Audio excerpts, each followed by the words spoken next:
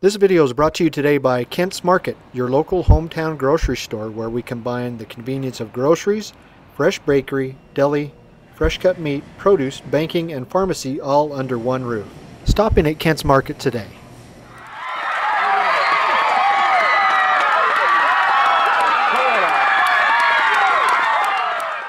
The Bear River girls softball team made it official Saturday afternoon as they captured their fourth straight title win in an 8-7 win over Canyon View in St. George.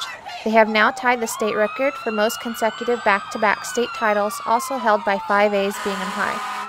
It came down to 2 extra innings where both teams went back and forth scoring runs and tying up the game. The Bears came from behind in the 4th inning when senior Kelly Smart smacked a 3-run home run to get the Bears on the scoreboard after trailing Canyon View 1-0. Going into extra innings, each team starts with a runner on second according to international tiebreaker rules. Both teams scored one more run in the 8th inning, but it was the 9th and final inning that won the game for Bear River. With Jordan Tyre on second base, Cassie Franck hit a line drive to right field, but got out, sending Tyre to third base. Freshman Aaron Fox got walked and stole second base, and with 2 outs and runners on second and third, junior Alicia Tyler needed to get a base hit to tie the game, but managed to do even better, hitting the ball into left field, bringing in 2 runs and the win. Earlier in the state tournament, the Bears beat North Sanpete 11-3 on Thursday afternoon. Shawnee Owen hit 2 doubles, bringing in 1 run, with junior catcher Tyree Haramoto smacking a huge 2-run double in the 6th inning. On Friday morning, the Bears faced Cedar City for a 13-0 win in just 5 innings. Kelly Smart and Aaron Fox each hit 2 home runs. Fox also hit a 2-run double, and Haramoto hit a 1-run RBI double. Each advancing to the semifinals on Friday afternoon, the Bears faced Canyon View for a hard-fought 2-0 win. The Bears struggled at the plate until the 6th inning when Tyre hit a deep double to center field, bringing in 1 run to break the drought. Shawnee Owen followed with a single, and a Kelly Smart hit an RBI. With sirens blasting, the Bears were welcomed home by the Tremont and Garland fire departments, escorting them through town at about 11:45 Saturday night.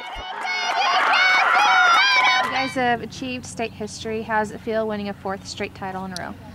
It feels great. We've really worked hard for it this whole season, going to practice every day, working hard, working on our hitting and defense, and it feels good to be able to tie the record with Bingham, and hopefully they'll be able to break it next year. So talk to us a little bit about the pressure you felt winning a 4th straight title.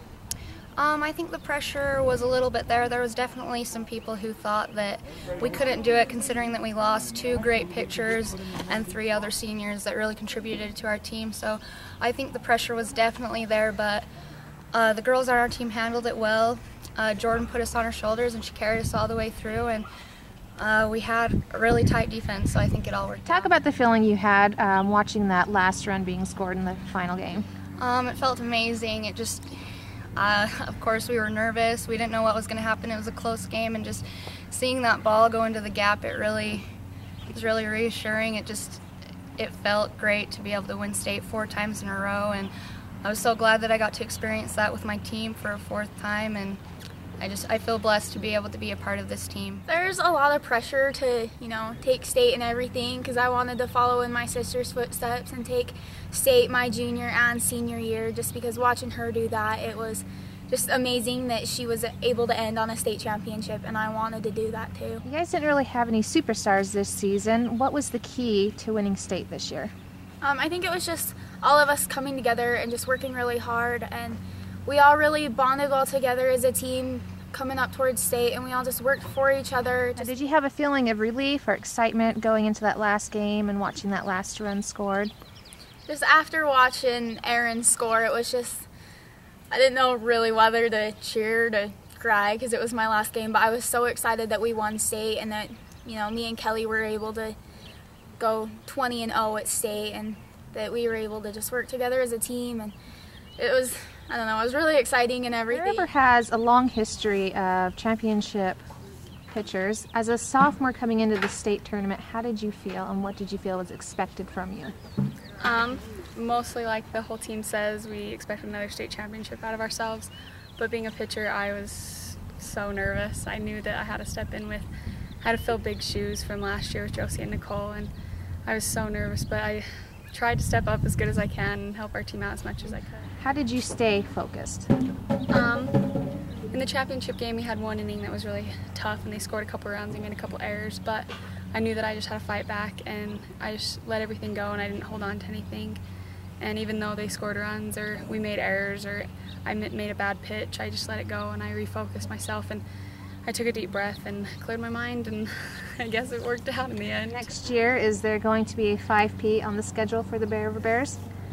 We're hoping. It's what we want. We could beat Bingham's record, that's for sure, but I think that it's just tradition here, and we want to keep that tradition going, and it'll be a lot harder next year. We have Tooele and Stansbury coming in our region, and Spanish Fork coming down into 3A, and so it'll be a lot tougher to even win region, but if we keep our focus and our ability, because we have a lot of talent coming up, and we have a lot of talent in our younger classmen, and so I think we have a good chance. We just got to stay focused and work hard. And 2 strikes, 2 outs in the championship game. It's on the line.